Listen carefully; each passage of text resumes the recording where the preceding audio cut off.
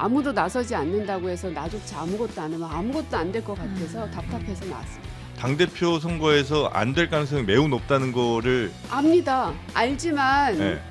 가봐야 한다. 이러다 내가 되면 어떡할래. 이- 나이 어린 내가 뭔가를 의견 표명하는 게 되게 어렵습니다. 근데 이제 저를 통해서 좀 당돌한 사람들이 더 많아졌으면 좋겠어요.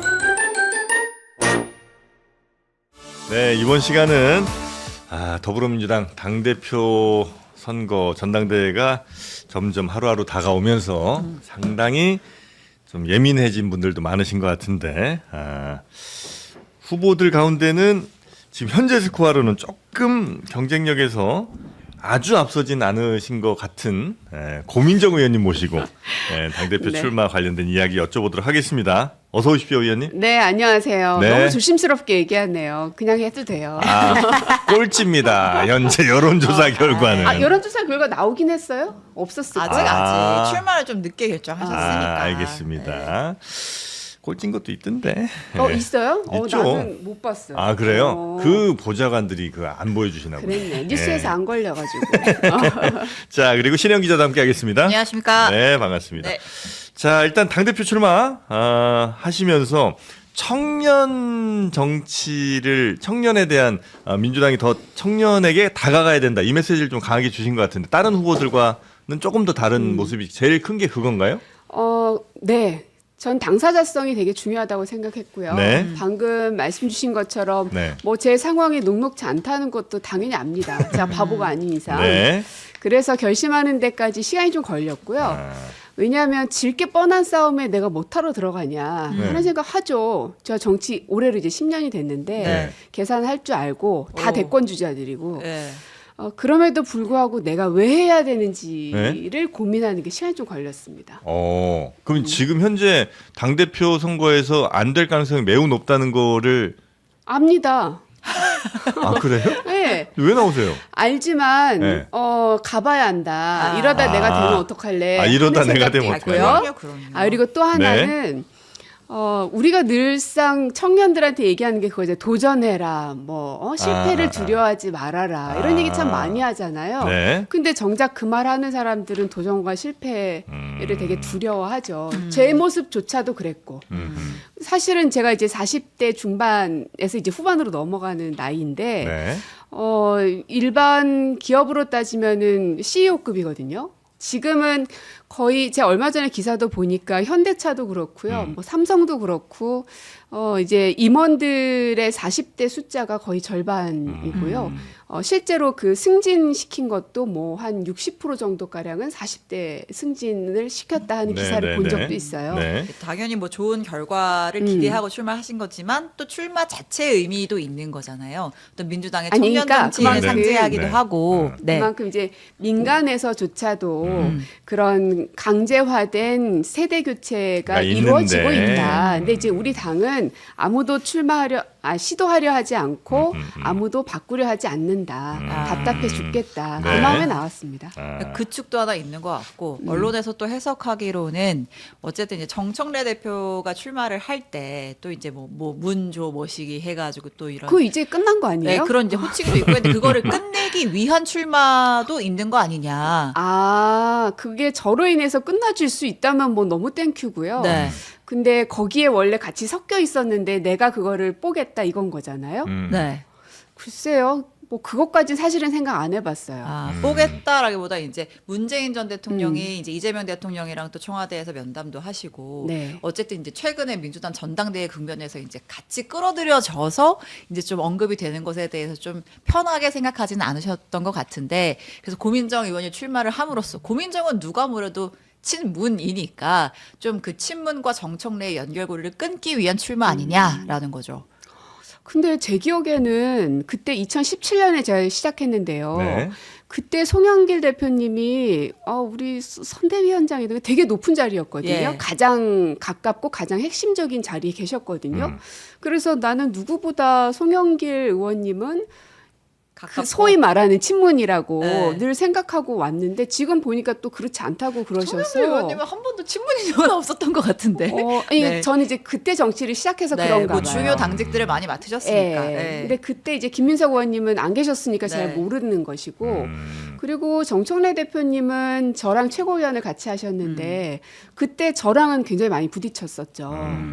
모든 사안에 대해서 찬반으로 많이 갈렸던 걸로 기억을 하고 네. 그때 이제 이재명 대표님이 많이 이렇게 토론 붙자, 논쟁 한번 해봅시다. 대표 근데 시절에. 그렇습니다. 네. 근데 결론이 안 나면 한 일주일 정도 미뤄서 결론을 내주시기도 하고 그 역할을 이재명 당시 대표께서 네, 많이 네. 하셨어서 네. 정청래 선배님하고 저하고 뭐 친문으로 묶이든 말든 그거는 제가 할 수 있는 건 아니고 네, 네. 오히려 그분하고는 많은 부분에서 달랐었었는데 그래서 이게 그 언론에서 친문이냐 친명이냐 이런 질문들 오면 네. 저뿐 아니라 모든 정치인들이 되게 머리가 복잡해집니다. 아, 그래요. 저도 그래요.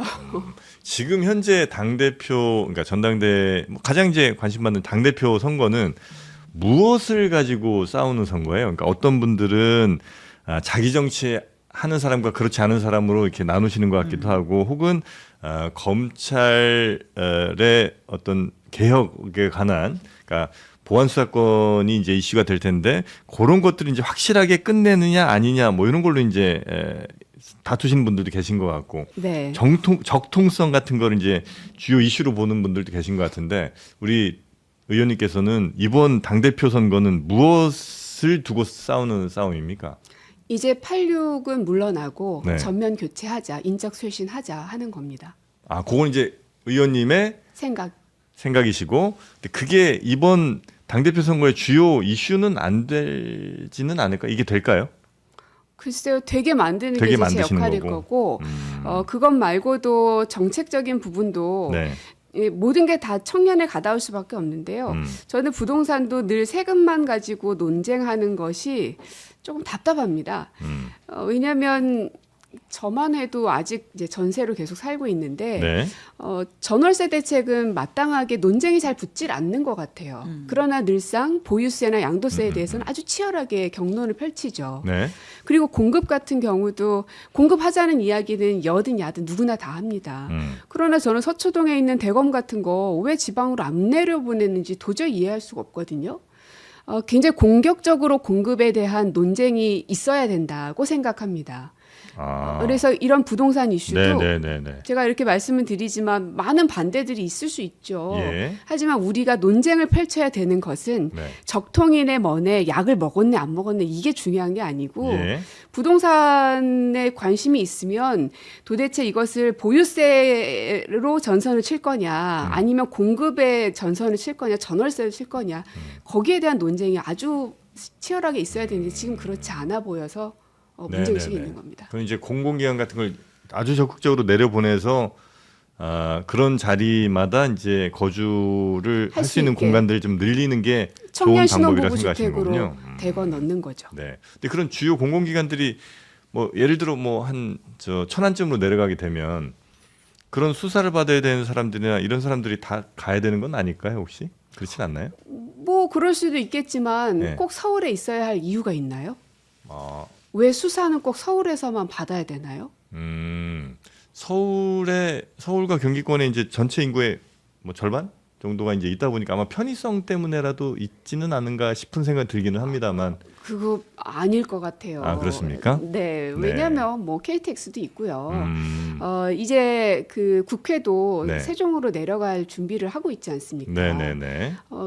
그러면은 왜 굳이 판결은 서울에 와서만 받아야 되는지 그런 것들 열심히 좀 내려보내는 게 부동산 대책 중에 꽤 중요한 부분일 것 같다. 특히 강남이어서 더 그렇습니다. 아, 거기에 이제 오늘 뭐 부동산 대책이 뭐 네. 그 핵심은 아니니까 알겠습니다. 질문은 안 하고 네네네. 있습니다. 네. 자, 그렇게 해서 이번 당대표 선거는 그러니까 세대가 이제 민간도 그런데 우리 민주당도 한 번쯤은 확실한 세대 교체가 한번 이루어져야 될 때가 된 것 같다. 이렇게 판단하신다는 거죠. 네. 그 세대 교체에 뭐 여러분들이 계실 수 있을 텐데 그 중에 고민정 의원님이 대표가 돼야 되는 거는 다른 비슷한 세대의 의원들보다도 더 뛰어난 점이 있기 때문이지 않겠습니까? 어떤 점이죠? 그래야 될 건데 그건 당원들이 판단해 주실 거라 생각하고요. 네. 아무도 나서지 않는다고 해서 나조차 아무것도 안 하면 아무것도 안 될 것 같아서 답답해서 나왔습니다. 출마 결심하실 때 본인도 좀 고민을 하셨고 주변에서도 또 뭐 추천하시는 분 말리는 분 여러분들이 있었다고 하는데 네. 이 과정에서 문재인 전 대통령이랑 교감은 좀 하셨어요? 좀 뭐 저 대통령- 출마합니다 뭐 이런 얘기. 대통령님하고는 네. 무슨 날짜를 정해놓고 뭐 그때만 가고 그러진 않고요. 네. 종종 찾아뵙기 때문에 예. 뭐 이번 전당대회와 관련해서 논의를 했다 그런 건 아닙니다. 그럼 출마를 결심하시고 나- 나가요 이렇게. 아니요, 나중에 전당대회 끝나고 나서 찾아뵐 생각입니다. 뭐 나간다고 뭐 통화나 이런 것도 없으셨고요. 네, 전화한 적 없습니다. 그 젊은 정치라는 건 정치를 이전에 하던 분들과 달리 새롭게 한다는 의미야? 아니면 내 스스로가 물리적인 나이 자체가 좀 젊기 때문에 젊은 정치라는 거예요? 물리적으로 젊기 때문이기도 하죠. 그게 크죠. 아, 그렇습니까? 네. 그래야 또 젊은 정치도 할 수 있는 거예요. 새 정치 같은 것들을. 왜냐하면 감각적으로 다르니까요. 이전- 그러니까 네. 586들이 생각하는 뭐 예를 들어 스타벅스에 대한 느낌과 네. 제가 생각하는 스타벅스의 느낌과 네. 또 20대가 생각하는 느낌이 다 다르지 않습니까? 네. 그것을 머리로 이해한다고 해서 되어지는 건 아니잖아요. 그게 바로 세대의 의식인 것 같아요. 네네네. 그럼 그 전 분들을 보면서 뭔가 문제가 좀 있으니까 이제 좀 바뀌겠다 생각하신 걸 거 아니에요? 그렇죠. 어떤 문제들이 좀 많습니까? 가르치려 하니까요. 아, 이른바 아하. 꼰대 같은. 아니 뭐그제 일단 뭐 가르치려 준다. 예. 아, 그러니까 옳고 그름이 너무 명확하고 그래서 선배 세대들이. 네 아. 정해진 것이 옳고 그거에 반대하는 것은 틀렸어. 늘 그런 방식인 것 같아요. 그러나 최근 이슈 중에는 어떤 게 틀린 게 있었을까요? 아니라 다른 것 같거든요. 네. 글쎄요, 이건 뭐 이제 선거 시즌이긴 했는데 스타벅스 같은 경우도 네. 국민들이 판단하면 되죠. 음. 누구는 이모티콘 아니 저 기프티콘이 있기도 할 테고. 네. 예. 근데 그것을 정당에서 금지시킨다 하는 것이 저는 그냥 육감적으로 받아들여지지가 않더라고요. 당 차원에서 뭐 네, 불매운동을 해라 한다든지. 만약에 거길 가면 이건 이런 것이야. 네. 라고 국민들께서는 스스로 생각할 수 있고 이미 네. 그렇게 되고 있는 상황이었거든요. 네. 그런데 당이 이건 이렇게 해야 돼. 네. 이래야 돼 저래야 돼 하는 네. 것 자체가 저는 되게 구식이라고 생각합니다. 이거는 뭐 민주당만의 이슈는 아니었지만 최근에 그 또 하나 논란됐던 게 그 이제 아이돌 그룹이 뭐 무섭노 해가지고 일베 말투 논란이 네. 있었잖아요. 이것도 그냥 뭐 사투리 쓴 건데 과하다. 아니다. 이거는 뭐 조롱이고 뭐 일베 말투다. 그건 어떻게 판단하셨어요? 전 그것도 비슷해요. 그렇게 생각하실 수도 있죠. 그러면 그냥 본인의 의견을 뭐 낼 수는 있겠지만 이게 그렇게 하면 안 됩니다라고 받아들여지는 순간 그거는 또 하나의 가르치려 드는 게 되는 거죠. 네. 본인이 이거는 일베 용어가 있기 때문에 나는 안 써. 그리고 주변의 친구들이나 이런 분들한테 야 그건 그렇대라고 하는 것까지야 뭐라고 하겠습니까? 그러나 이것은 일베 용어야라고 규정하는 순간 그거 받아들여지지 않지 않나요? 옳고 그름을 이야기하고 뭐 예를 들면 예전에 뭐 일본 뭐 관련 이슈도 그랬습니다만 가장 그게 좀 강력했던 때가 오히려 문재인 정부 때 아니었었어요? 예를 들어? 뭐 지금 당장 생각나는 거는 뭐 일베 관련된 것들도 좀 그랬었던 것 같고 일본 관련된 것들도 그랬었던 것 같고 모든 것들에 대해서 대체로 좀 더 이념화가 좀 더 강했던 게 민주정부 뭐 지난 4기를 좀 돌아보면 문재인 정부 때 가장 그래서 갈등의 뭐 예를 들면 페미니즘 문제도 좀 그랬던 것 같고요. 젠더 갈등. 예, 옳고 그름의 문제에 대해서 가장 좀 가르치려 했던 게 문재인 정부라는 평가가 좀 있지 않을까 싶기는 합니다만 그렇지 않나요? 이제 그 시기에 저는 정부 안에 있었잖아요. 네. 청와대에 네, 그렇죠. 있었으니까. 네. 그래서 입법이라든지 이 과정은 제가 잘 모르겠습니다. 음. 그래서 주로 저희는 이제 코로나 대응했던 거나 네. 아니면 이제 한반도 평화 관련해서 남북 간의 문제들을 해결하는 것에 중점을 두고 있어서 사실 문재인 대통령이 혹은 문재인 청와대가 그렇게 했느냐라고 묻는다면 딱 생각나는 건 없어요. 아, 그런가요? 근데 이제 다만 젠더 갈등을 말씀을 하셔서 그런 부분은 오히려 더 적극적으로 이게 젠더의 이슈가 아니야라고 싸울 수 있어야 된다고 생각하는데 저는 오히려 밀렸다고 생각하거든요. 그러니까 여성들은 여성의 문제가 있고 남성은 남성의 문제가 있고 근데 이게 옳고 그름은 아니거든요. 여성의 권한을 만든다고 해서 남성의 권한을 빼앗는 건 아니잖아요. 네. 그런데 자꾸 그런 구도로 흘러갔죠. 예. 그렇잖아요. 그게 문제인 거죠. 그것을 이해시키지 못했던 건 정치권의 문제는 맞죠. 그러니까 이제 그거를 이해시켰다 혹은 이해시키지 못했다고 이야기하는 것조차도 어쩌면 그것이 아까 계속 비판하셨던 좀 가르치려 든다는 것과 좀 맞닿아 있는 건 아닌가 하는 생각도 좀 들고. 네. 그리고 남북 관계는 이래야 한다. 뭐 이런 좀 교조적인 좀 측면이 좀 많이 있었지 않나. 그래서 이제 그때 당시에 갈등이 제일 좀 많이 많았던 드러났던 것 같은. 그렇다면 예. 그래서 더더욱 우리가 반성하고 그러지 말아야 된다는 네. 거를. 그러니까 저는 지금도 네. 문재인 정부 때 우리가 어떠한 그런 가르치려 하는 행위들을 했을까 하는 네. 걸 자꾸 돌아보잖아요. 네. 말씀을 주셔서 그런 것처럼 반성할 지점에 대해서는 그냥 솔직하게 네, 네, 그래 그건 네, 우리가 잘못했어라고 하는 게 필요하다. 네, 네, 그리고 네, 네. 그 당시에 우리가 그렇게 지적을 받았던 건 역시 결국은 이 젊은 세대들이 전면에 나서지 못했기 때문은 아닐까 하는 고민도 있었던 겁니다. 네, 네, 네. 자, 그리고 지금 제일 이슈되는 것 중에 하나가 이제 보안 수사권 폐지 관련이잖아요. 네. 요거는 혹시 의원님은 이것도 아마 입장이 있으시긴 해야 될 것 같아서 네, 요건 네. 어떤 입장이신지 좀 여쭤보고 싶습니다.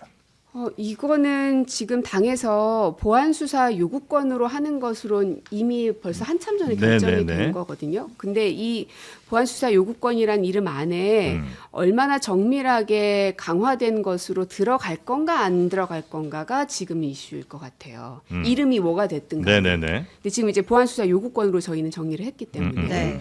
그러면 실제로 피해를 입은 사람들이 경찰 수사에 문제를 느껴서 이게 검찰로 가기를 원한다든지 네. 뭔가 이의를 신청한다든지 네. 이런 길이 완전히 다 막혀버리면 그건 문제겠죠. 예.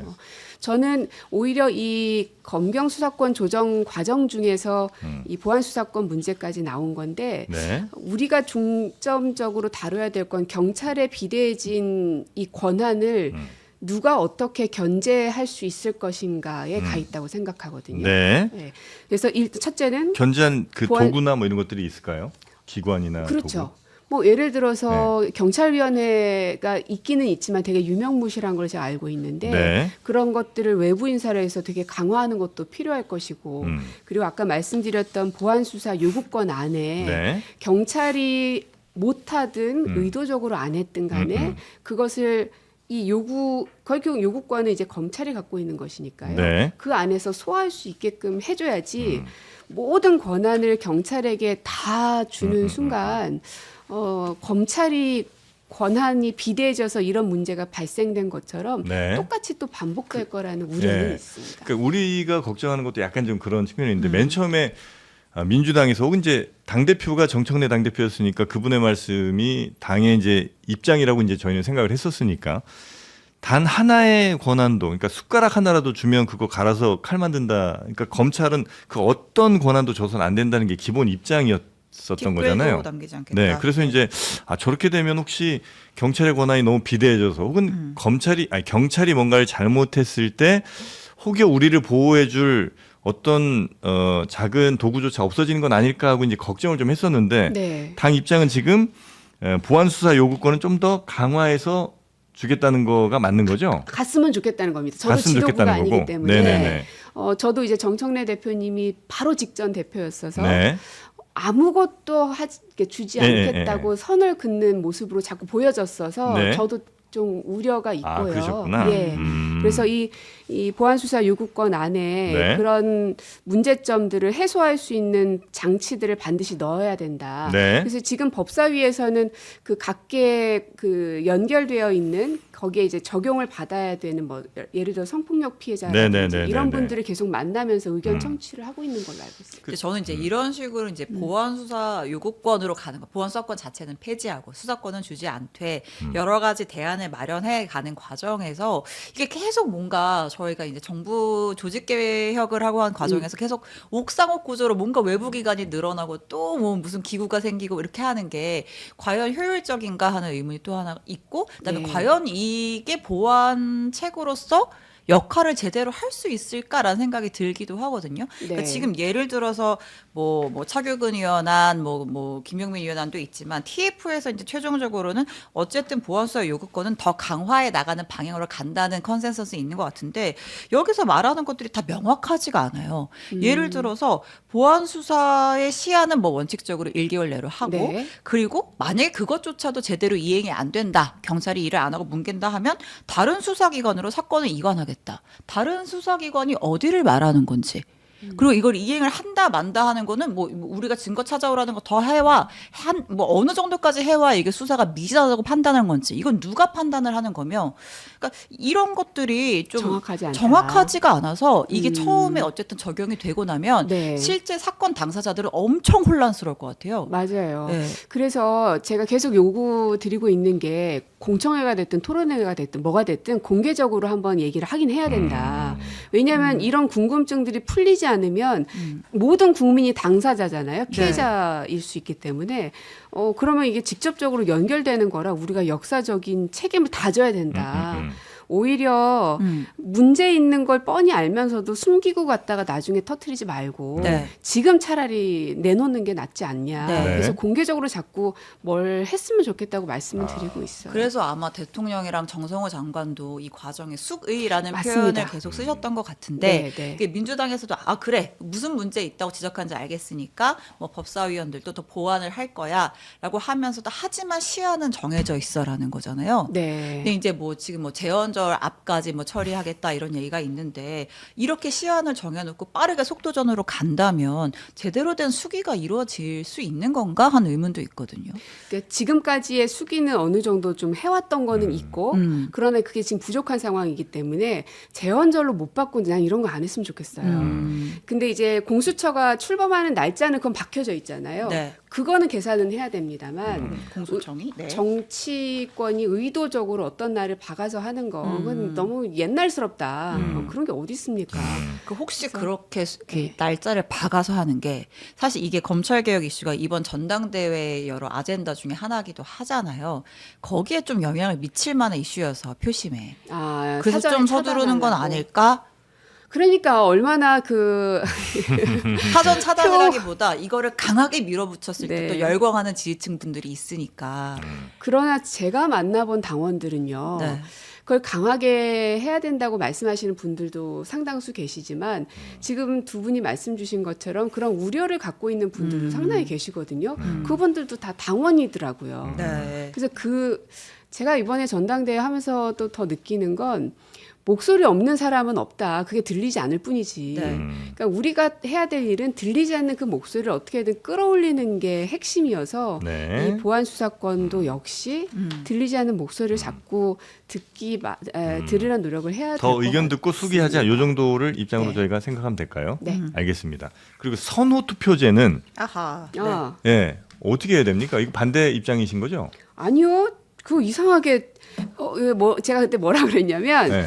선호 투표제가 이렇게 돼 있는데 어떻게 생각하냐. 네. 그래서 나는 선호 투표제든 결선 투표제든 어떤 것으로 가든 상관없습니다. 네. 그런데 과정의 문제를 좀 지적하고 싶었거든요. 네네. 왜냐하면 전당대회를 앞두고 룰을 교체하는 거 굉장히 중요한 이슈잖아요. 네. 그러면 이거를 못해도 한 일주일 전쯤에라도 네, 네. 이게 이런 게 논의가 되고 있다 하는 걸 언론을 통해서 공개를 하든지 네. 아니면 뭐 흘리든지 어떤 방식으로든 이게 논의가 되고 논쟁이 한번 싹 붙은 다음에 결론을 내려도 되는데 우리는 다 뉴스를 보고 알았거든요. 선호투표제라는 걸. 한다는 걸. 네. 선호 근데- 투표제 자체는 뭐 국회의장 경선 때도 도입이 됐고 다 알고 있는 제도긴 했는데 이게 전당대회에서 도입이 되는 거야를 뉴스를 보고 아셨다는 그렇죠. 말씀이신 거죠? 왜냐하면 매번 전준위를 할 때마다 이번 룰은 어떻게 간다 하는 게 새롭게 정해지거든요. 네. 그래서 이제 어떤 분은 지난번 전준위에서 혹은 지난번 저 당에서 그렇게 다 결정했는데라고 네. 하시는데 그건 이제 그때 일인 것이고요. 지금은 새롭게 세팅한다고 모두 다 생각하기 때문에 뭐가 어떻게 바뀔 거라고만 알고 있는 상황이어서 조금 아쉬웠는데 이제 대신에 선호투표제에 대한 문제 제기를 하시는 분들 때문에 이게 멈춰졌고 며칠이라도 논쟁이 좀 있었고 의견들이 막 이렇게 수렴이 됐잖아요. 네. 그래서 저는 그 과정이 이제서야 거쳐진 게 좀 아쉽긴 하지만 거치긴 거쳤다. 그래서 결론이 내려지면 이제 최고위에서 의결해야 될 텐데 네. 내려지면 그거는 그냥 따르는 게 맞죠. 의원님은 뭐 결선 투표제든 선호 크게 투표제든 뭐 상관없으시고. 그렇게 선호는 없으시고. 네, 선언은 없습니다. 알겠습니다. 이번에는 당 대표 연임은 당연히 이제 출마를 하셨으니까 이제 반대를 하시는 거죠. 그러니까 정청래 대표가 다시 한번 하는 것은 우리 당이 별로 도움되지 않는다고 생각하시는 거예요? 아니요, 세 분 다 아니라고 생각해서 나온 거죠. 세 분 다 도움 안 됩니까? 끝까지. 예. 아니 그래서 나온 거 아니겠습니까? 네네네. 아니 아니, 제일 제일- 비판을 네. 많이 하셨어요. 네. 저는 제일 이해 안 되는 게 네. 아직 게임 시작도 안 했는데 네. 나는 누구한테 같이 뭐 힘 실어 줄 거야라는 나는 그럴 거면 왜 하나 하는 생각이 들거든요. 네네네. 그냥 자기는 자기대로 하고 네. 네. 나중에 합종 연행이 되는 거는 뭐 어쩔 수 그때 없고. 가서 이제 지지자 그룹에서 저절로 그렇게 이루어지는 것일 테고요.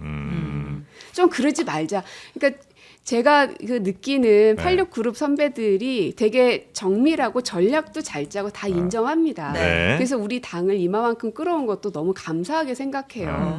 그러나 그런 순간순간 대목들마다 이거는 머리로 고민해서 일부러 그러신 건 아닌 것 같고 예. 그냥 그러한 그 삶의 과정들을 겪어왔기 때문에 습관이 되신 것 같은데 네. 그게 너무 머리로 계산하고 있는 게 보여요. 알겠습니다. 예, 그러지 않았으면. 혹시 나를 뽑은 분들이 이제 우리 고민정 의원님이 1위 할 수도 있고 2위 할 수도 있고 3위 할 수도 있는데 나를 뽑은 분들이 2순위로 누구를 좀 썼으면 좋겠습니까?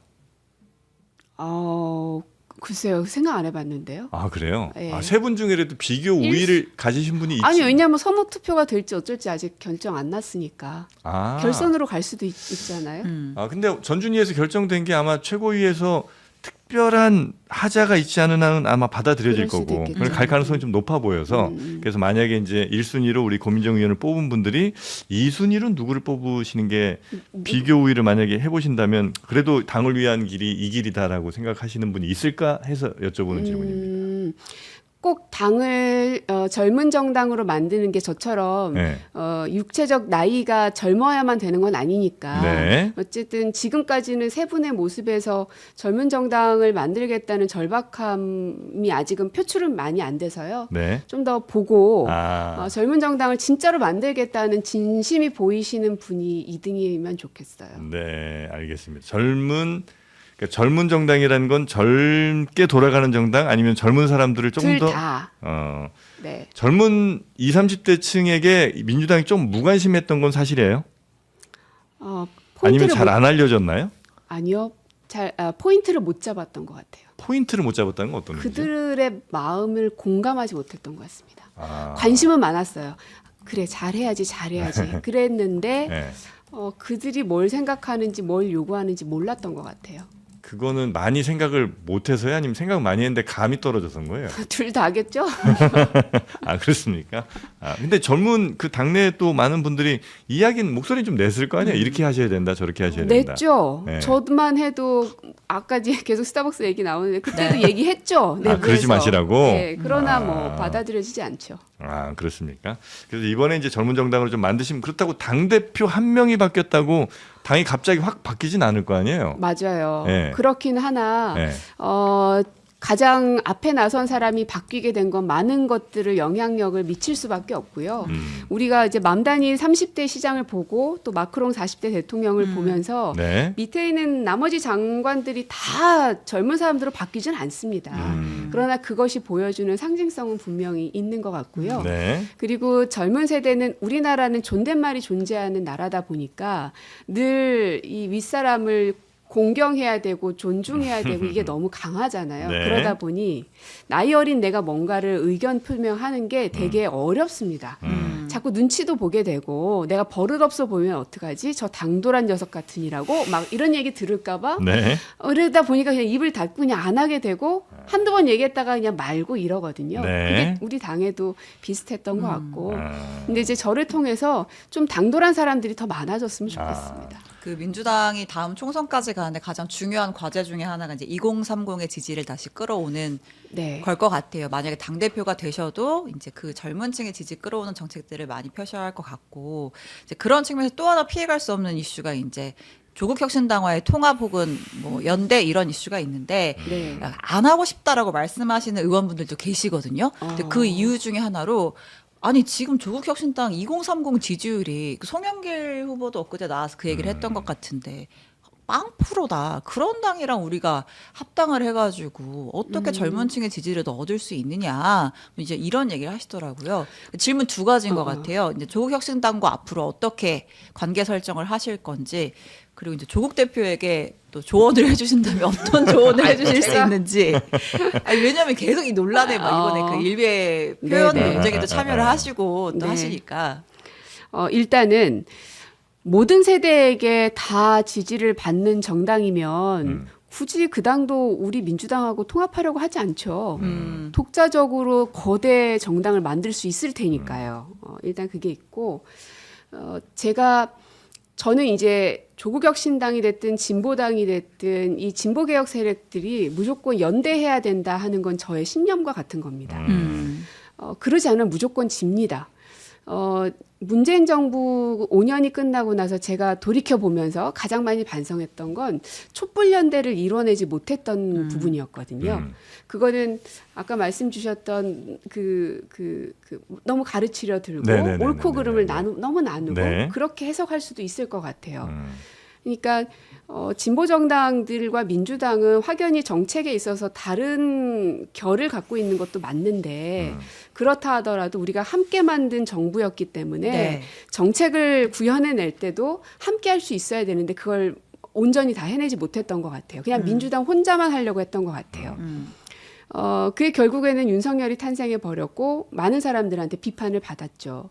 그러면 이 이재명 정부는 반드시 성공해야 된다. 그래야지 그 다음을 우리가 도모할 수가 있는데 네. 그러려면 이번 뭐라고 해야 됩니까? 빛의 혁명. 그 세력들을 얼마나 다 하나로 모아낼 건가거든요. 근데 그 방법이 어떤 당과는 완전히 통합하는 게 있을 수 있고 어떤 당과는 연대하는 게 있을 수 있고요. 네. 그것을 결정하는 건 일단 그 당일 겁니다. 네. 그 당이 우리는 통합 원하지 않아. 우리는 연대가 맞아. 라고 할 수도 있죠. 민주당이 결정하는 거 아니에요? 아니죠. 민주당이 예를 들어 훨씬 우리가 거대 정당이고 훨씬 더 그럼 주도권을 우리가 갖고 있는데 진보당한테 네. 우리는 당신들하고 통합하길 원해. 한다고 통합됩니까? 물론 상대 의견도 중요하지만 그러니까요. 일단 조국혁신당에서는 어쨌든 합당 지방선거 전에 하자라고 처음에 같이 들어왔던 거잖아요. 근데 민주당 내에서 이제 이견이 있다 보니까 네. 오히려 왜 우리가 왜 먼저 하자고 한 것도 아닌데 이제 그렇게 나온 거고. 네. 근데 어쨌든 이제 그분들은 합당을 하고 싶어했던 의사가 있던 거니까 지금은 과연 그럴까요? 또 달라졌다. 전 지금 현재 스코어를 다시 살펴볼 필요가 있다 하는 생각이고 네. 그리고 우리 민주당 내에도 조국혁신당하고 뿌리가 같이 시작했고 결이 비슷한 사람들이기 때문에 언젠가 같이 가야 돼 하는 네. 거에 공감대는 있습니다. 그런데 그 당시에 어땠습니까? 그냥 폭탄 떨어지듯이 자 합당합니다.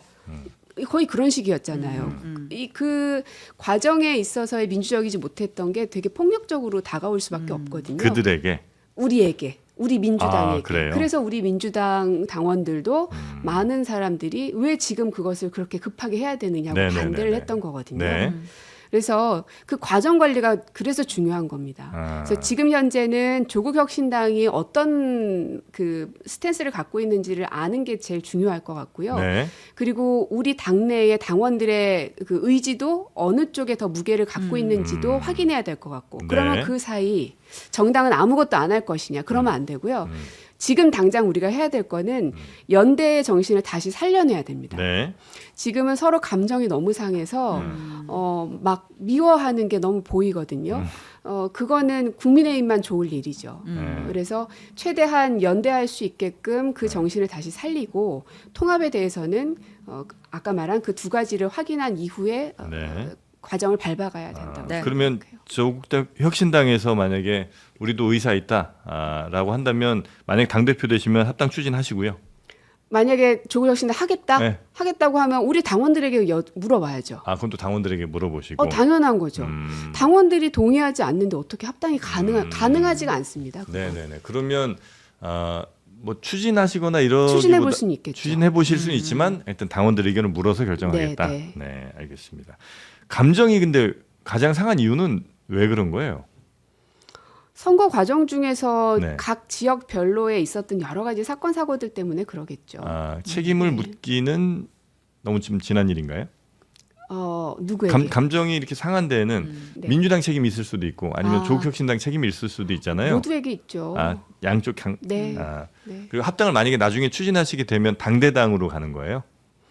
그렇죠. 흡수나 이런 건 아니고.